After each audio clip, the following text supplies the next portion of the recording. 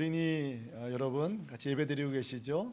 그리고 가정의 우리 부모 여러분, 또 현장에서 예배드리는 우리 성도 여러분, 혹시 여러분 가운데 마르틴 할아버지, 이 마르틴 노인에 대한 이야기를 들어보신 적 있으신가요? 이 마르틴 할아버지 직업은 구두를 고치는 수성공입니다. 구두 고치시는 분인데요. 이 마르틴 할아버지에게는 하루에 일어나서 주무실 때까지 하루도 빼놓지 않는 세 가지 규칙이 있다고 그래요. 규칙. 자, 여러분에게는 어떤 규칙이 있으신가요? 뭐 운동을 한다든지 어떤 취미를 한다든지 어떤 규칙이 있으시겠죠. 자, 이 마르틴 할아버지에게 있는 세 가지 규칙은, 첫째, 구두를 만드는 일, 그건 직업이니까 규칙이고요. 둘째는 주무시기 전에 반드시 하나님의 말씀을 읽고, 그리고 꼭 기도하고 잠드는 날입니다. 그날 밤도 평소와 같이 성경을 읽고 기도하려는 가운데 마음에 한 가지 소원이 생겨요. 그게 뭘까요?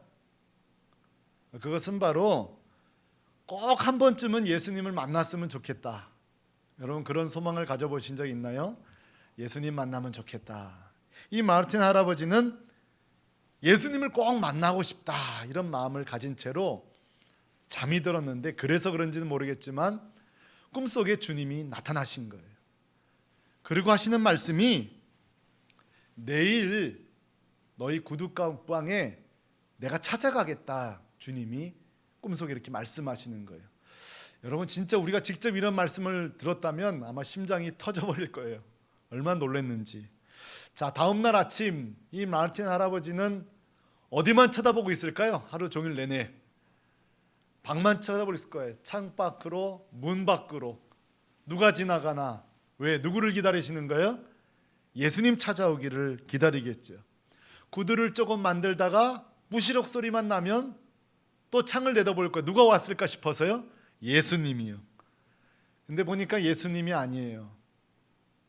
늙은 한 병사가 곧 쓰러질 것 같은 몸으로 눈을 쓸고 있는 거예요. 저러다가 쓰러지겠는걸. 문을 열고 따뜻한 난로 옆으로 모셨어요. 그리고 맛있는 스프를 끓여서 함께 몸을 녹이고 한참 동안 대화를 나눈 뒤에 이 늙은 병사는 떠나게 됩니다. 조금 있다가 또 부스럭 소리가 나니까 또 창문을 쳐다봅니다. 누구 왔을 것 같아서요? 예수님이죠. 근데 웬걸요? 예수님은 없고 빨리 들여보내야 되겠어요. 얇은 옷을 입은 한 여인, 아기 엄마가 언제 태어날지 모르는 아기를 안고 있는 거예요. 이 마틴 아버지는 어서 들어오라고 해서 들어와서 자기에게 하나밖에 없는 코트를 주고 목도리를 주고 또 맛있는 음식을 같이 나눈 뒤에 힘을 내어 돈을 줘서 보내게 됩니다. 점심 먹고 좀 있으니까 또다시 발걸음 소리가 들려요. 근데 이번 발걸음 소리는 뭔가 시끄러워요.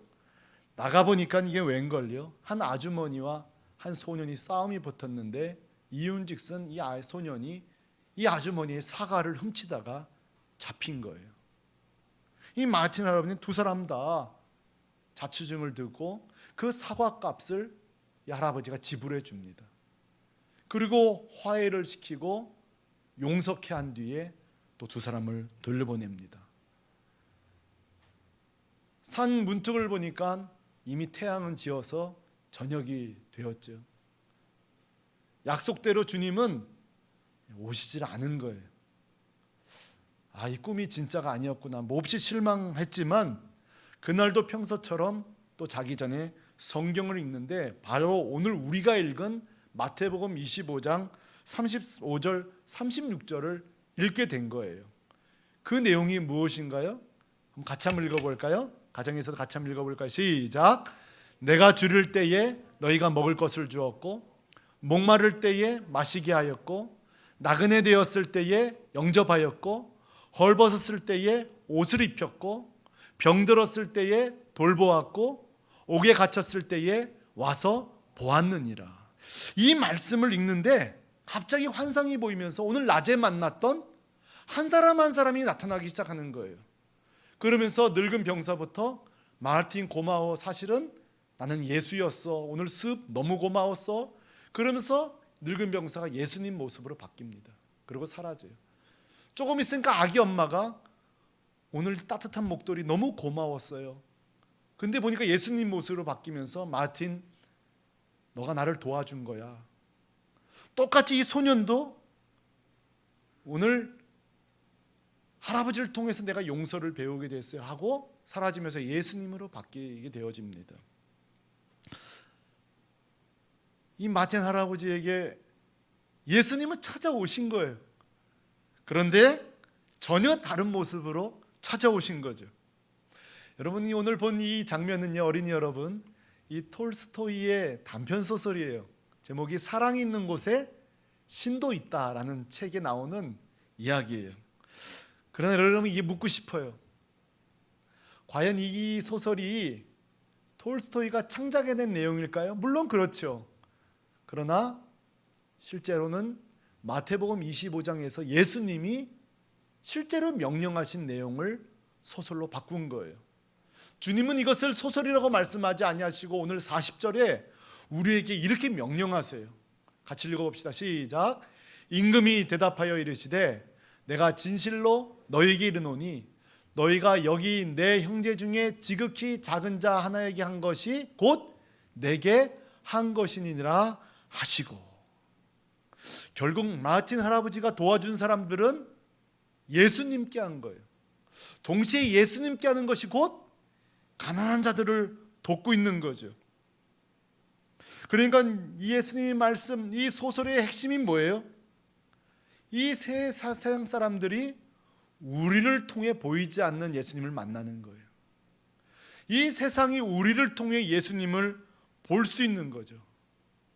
우리 성도님들에게, 우리 어린이들에게 질문하고 싶어요. 중요한 질문을 드릴게요.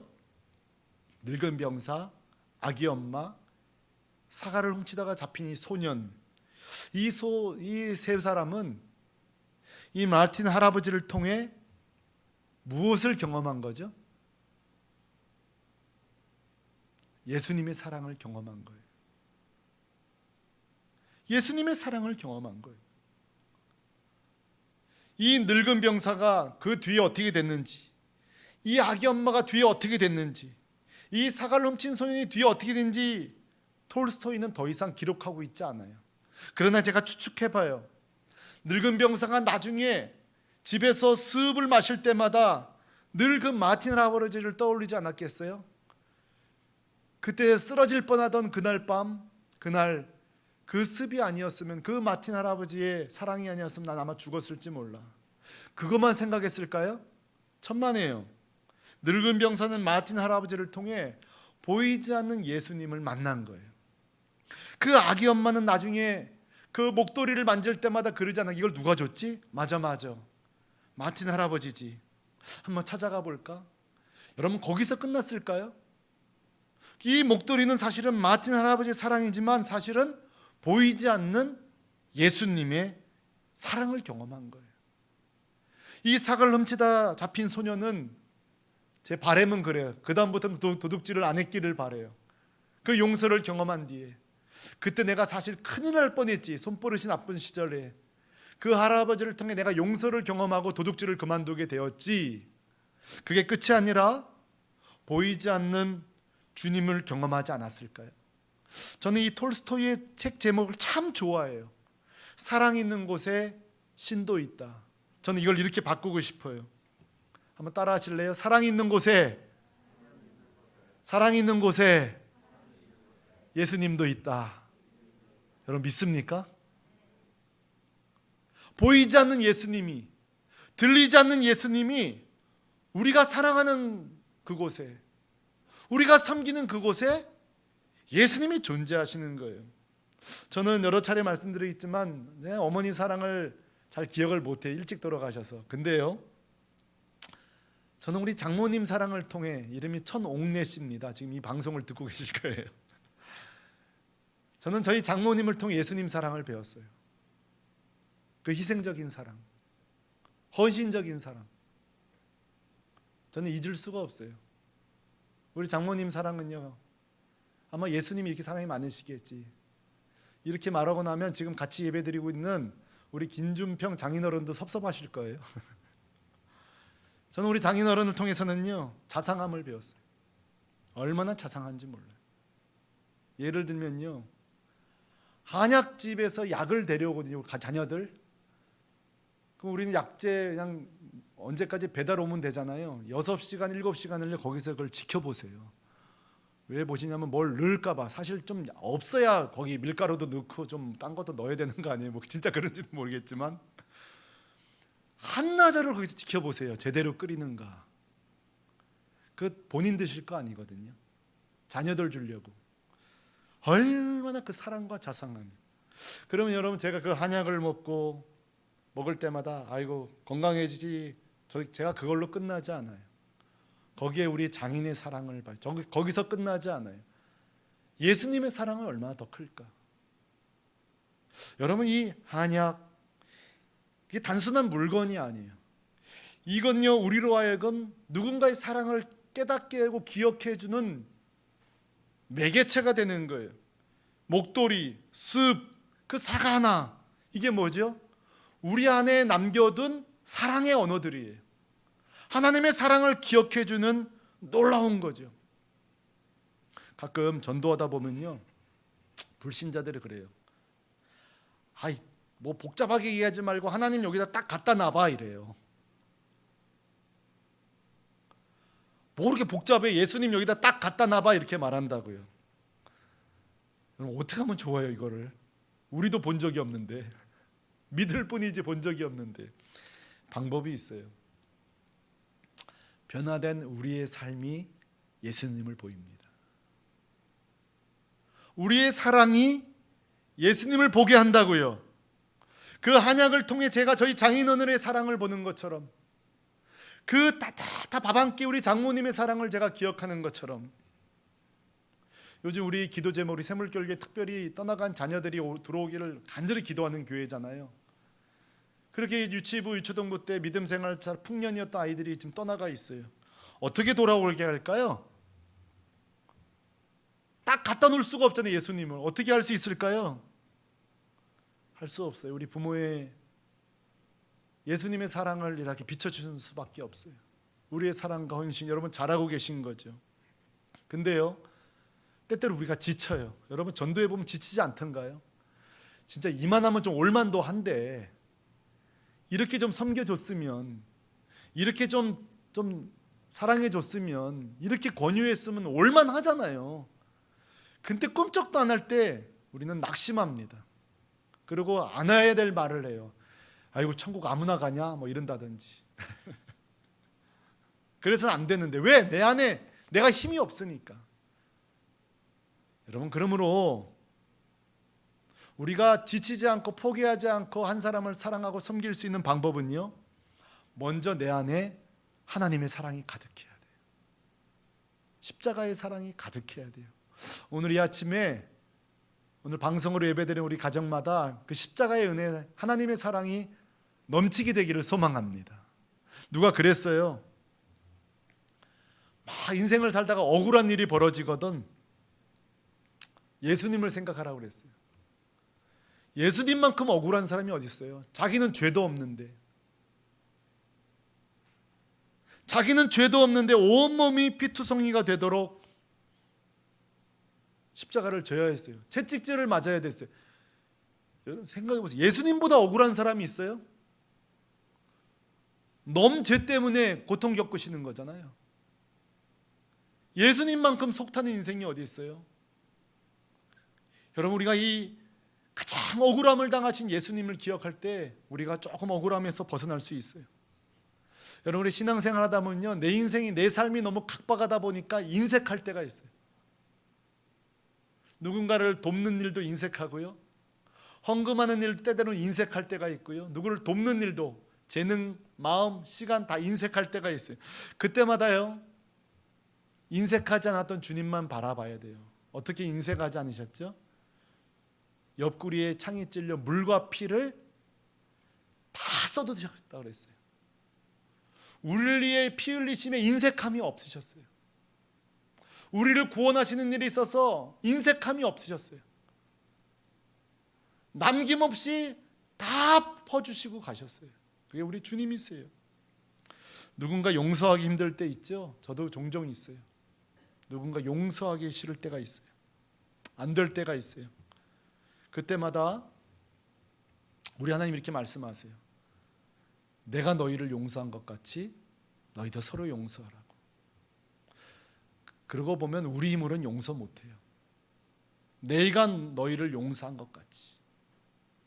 우리 안에 하나님의 용서, 그 하나님의 사랑이 꽉 차 있지 않으면 용서할 수 없는 거예요. 저희 교회 그 새로 나오시는 그 김신행 성도님이요, 46년 만에 교회를 나오시게 됐어요. 그 나오게 된 이유가요, 그 아들의 변화된 모습 때문에 그래요. 그 아들의 변화된 모습을 보고 46년 만에 주 앞에 나오게 된 거예요. 그러니까 아들의 모습을 그동안 볼 때에는 걱정의 대상이었지만 예수 믿게 되고 주님 안에서 변화된 삶을 통해 그 아들만 본 게 아니에요. 아들 속에 계시는 예수 그리스도를 본 거예요. 할렐루야. 주님을 본 거예요.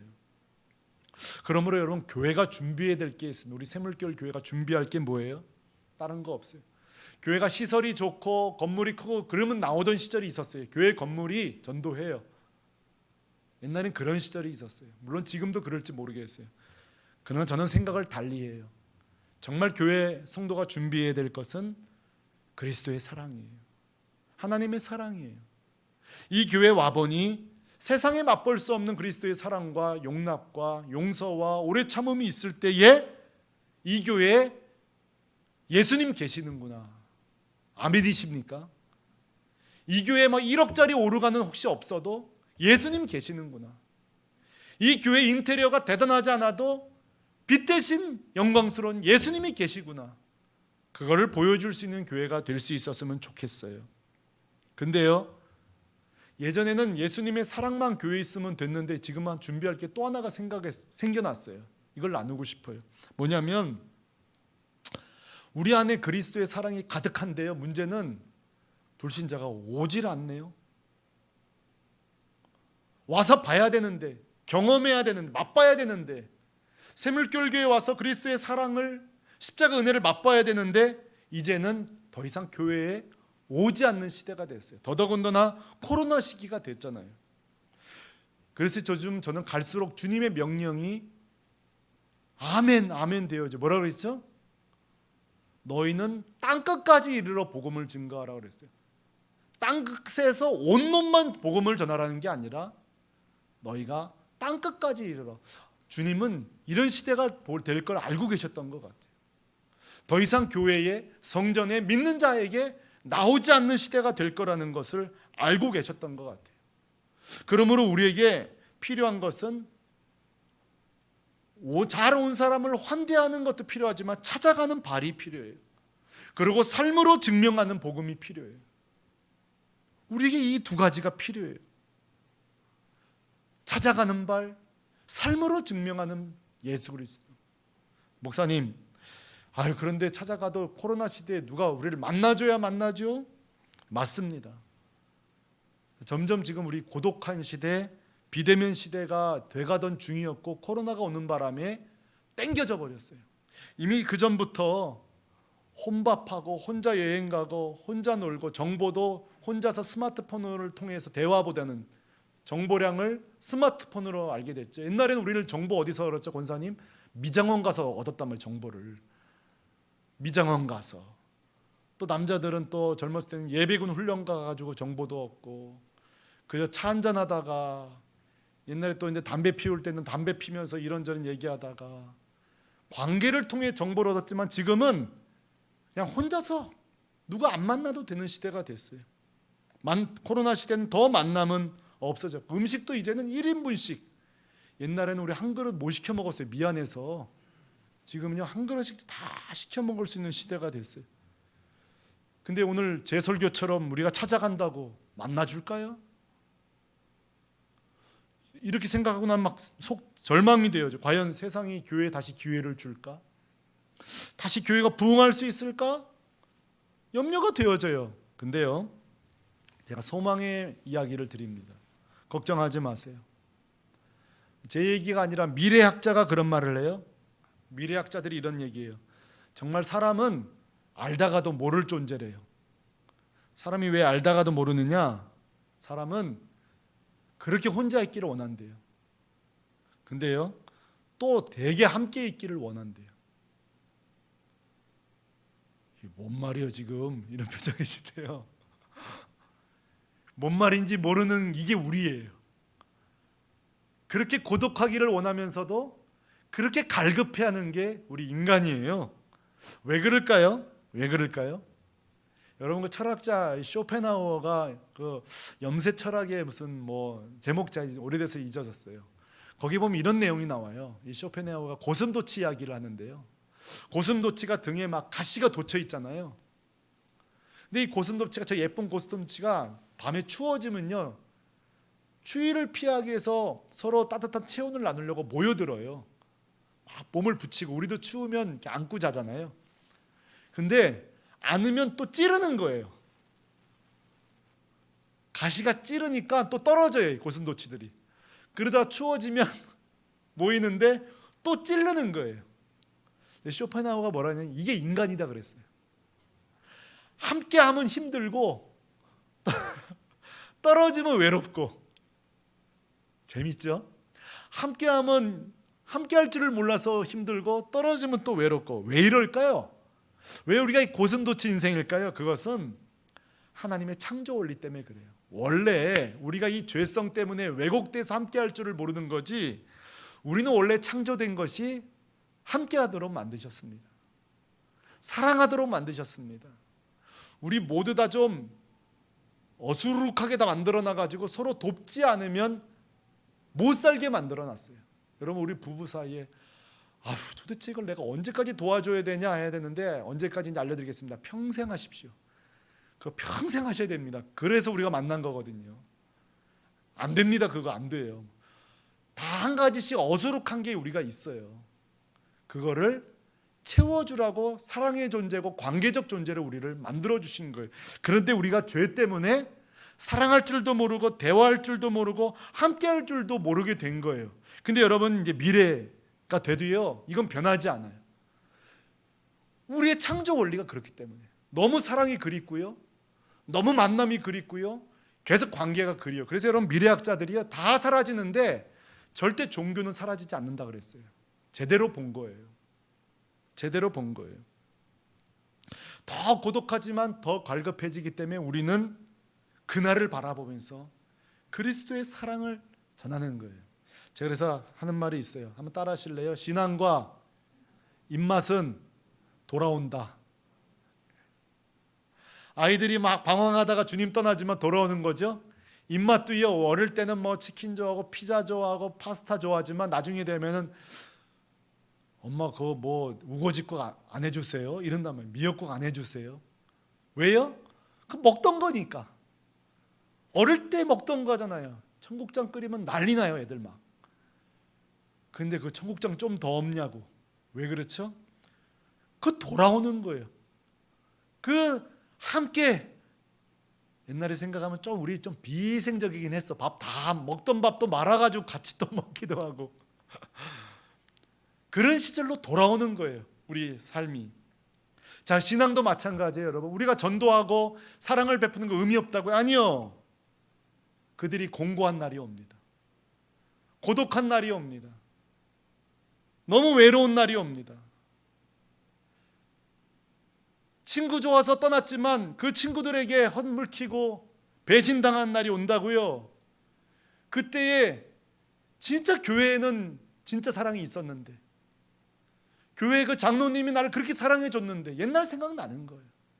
진짜는 어두울 때 빛나는 거예요.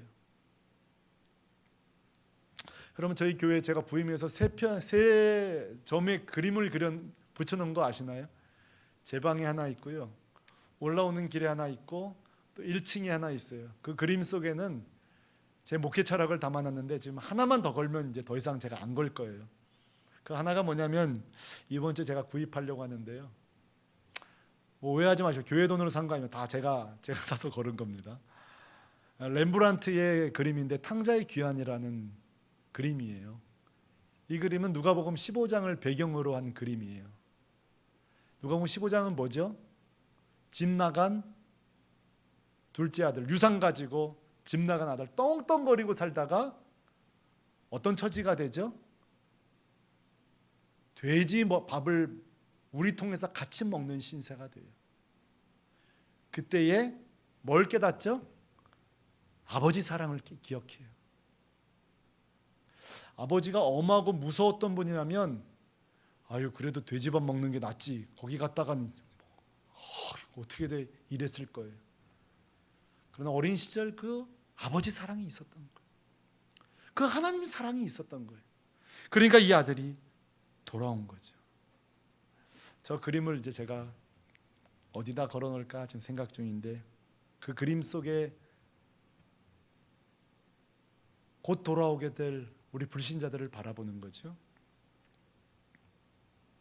저는 중요한 결론에 이르게 됐어요. 말씀을 준비하다가 지금은 이해되지 않고 지금은 다 공감하지 않지만 우리가 불신자든 이웃들이든 가족들에게 사랑의 나무를 심어 놓으면 언젠간 자라게 되어 있다는 사실이에요.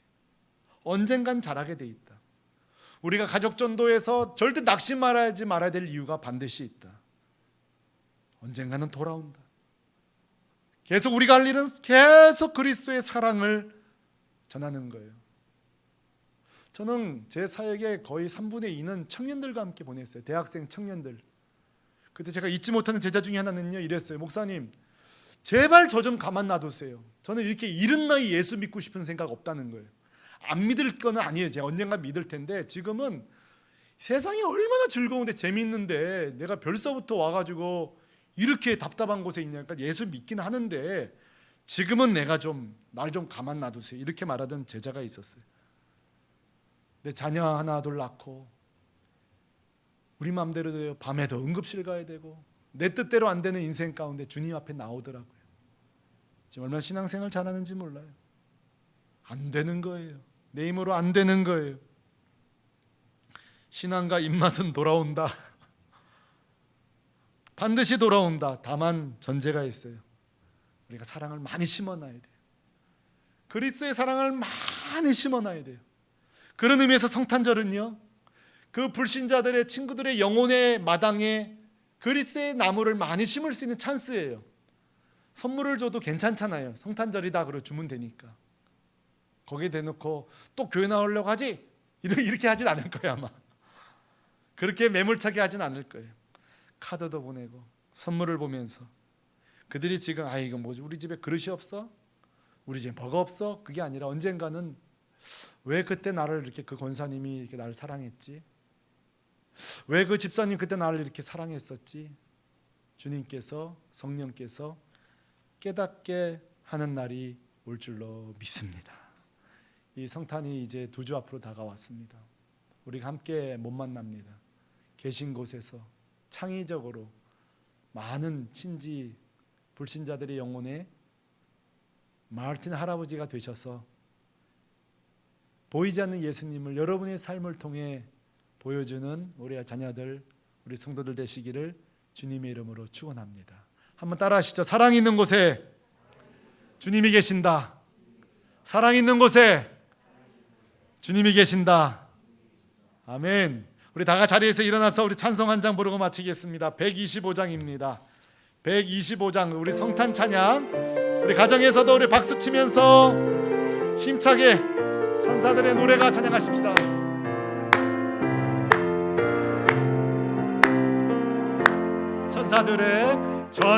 천사들의 노래가 하늘에서 들리네. 산과 들이 기뻐서 메아리쳐 울린다.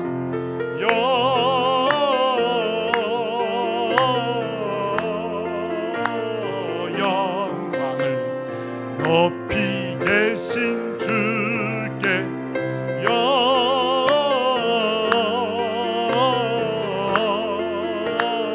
영광을 높이 계신 주님께. 한밤중에 목자들 양떼들을 지킬 때 아름다운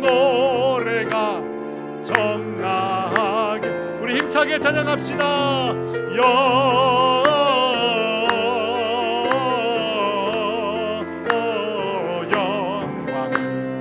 높이 계신 주께 영광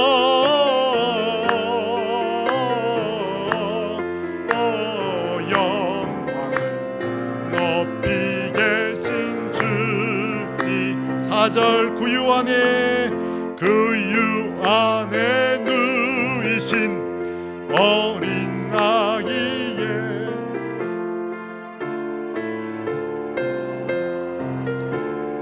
기쁜 찬송 부르자. 영광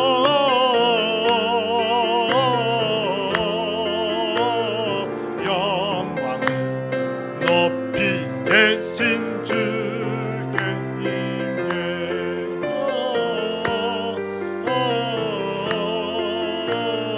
영광 높이 계신 주님께.